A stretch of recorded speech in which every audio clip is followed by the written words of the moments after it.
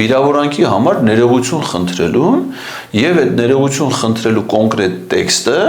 տեսանյութի ձևով ազգային ժողովի պաշտոնական կայքում տեղադրելուն։ Այսինքն դատանի հիմնական պահանջը դա է, երկրորդ պահանջը, հավելյալ պահանջը նաեւ փոխհատուցում տրամադրելն է։ Ինքը վճռի մի մասը կատարելն ինչի համար, որպեսզի հարկադիր կատարման ծառայությունը իր հաշիվների վրա կալանք չկիրառի, սահմանափակում։ Բայց այն մյուս մասը, որ միայն իր գործողություններով պայմանավորված չի կատարել։ Ես դիմել եմ քաղաքացիական դատարան, ստացել եմ կատարողական թերթիկ, դա ուղարկվել է հարկադիր կատարման ծառայություն եւ հարկադիր կատարման ծառայությունը իր հերթին հարուցել է կատարողական վարույթ։ Վարույթի շրջանակներում հարկադիր կատարողը ժամկետ է տվել Արտուր Հովհաննիսյանին 7-օրյա ժամկետում դատարանի վճիռը կատարելու համար։ Ներողության մասով, այո, որտեղ մյուս մասով ես ինքս եմ գրել, որ կատարվել է դրա նկատմամբ պահանջ չունեմ, միայն ներողության մասով։ Արտուր Հովհաննիսյանը այդ ժամկետում չի կատարել, այսինքն հարկադիր կատարողի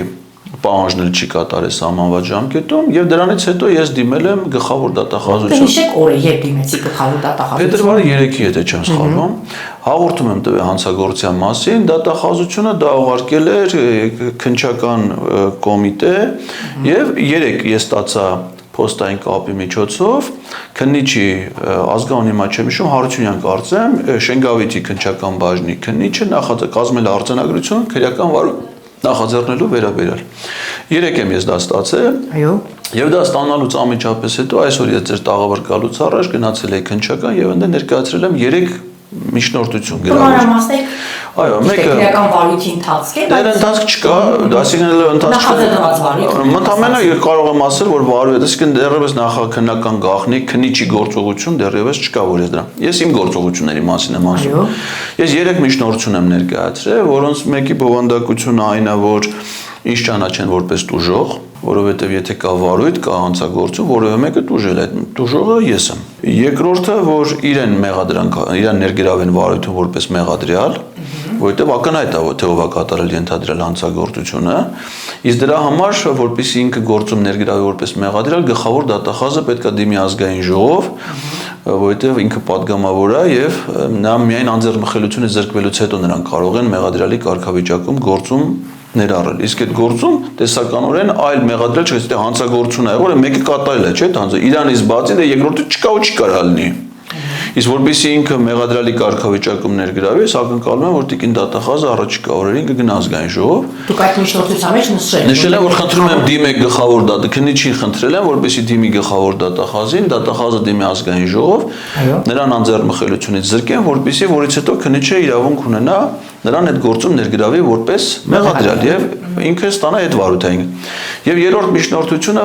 այդ քրեական վարույթը նախաձեռնել են հոդվածի առաջի մասով, որ դատանի օրինական վճիռը չկատարել է։ Բայց այդ հոդվածը ունի երկրորդ մաս, որը ավելի խիստ է, որը պաշտոնատար անձին է վերաբերում, այսինքն եթե մեկը վճիռը չի կատարում, իր պաշտոնական դիրքից ելնելով եւ իր ենթադրյալ ազդեցությունը գործադրել։ Այս դեպքում ակնհայտ է, որ վարույթը պետք է լիներ երկրորդ մասով։ Ես տենց հաղորդումներ եմ տեստվել, որովհետեւ ասում եմ ինքը սովորական մարդ չի, ինքը պաշտոնատար անձ է եւ ինքը վստահ չի կատարել այդ դատանի վճիռը, որովհետեւ գիտի, որ ինքը պատգամավոր է, իրեն չեն կարա